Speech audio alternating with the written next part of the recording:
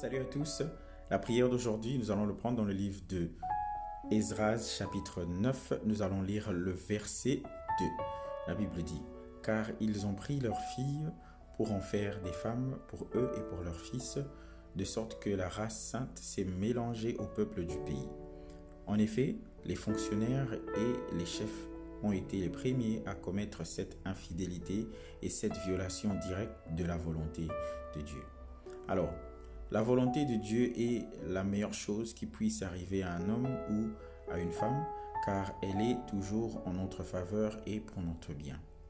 La volonté de Dieu pour nous est toujours bon pour nous, et aller à l'encontre de la volonté de Dieu pour nous sera toujours mauvais pour nous et aura des conséquences négatives.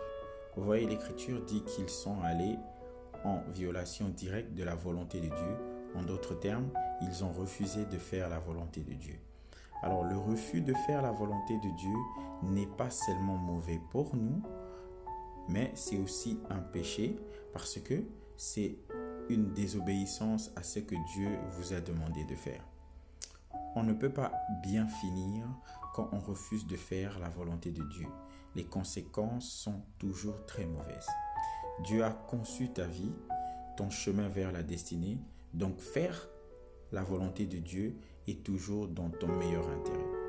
Lorsque tu refuses de faire la volonté de Dieu, tu quittes le chemin qu'il a tracé pour toi et tu finis dans la destruction et dans le péché contre Dieu, comme l'ont fait les enfants d'Israël. Alors s'il vous plaît, faites un effort de toujours faire la volonté de Dieu.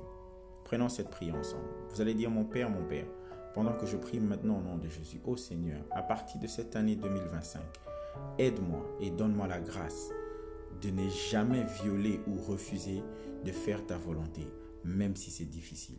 Ouvre ta bouche, prie, que Dieu te bénisse.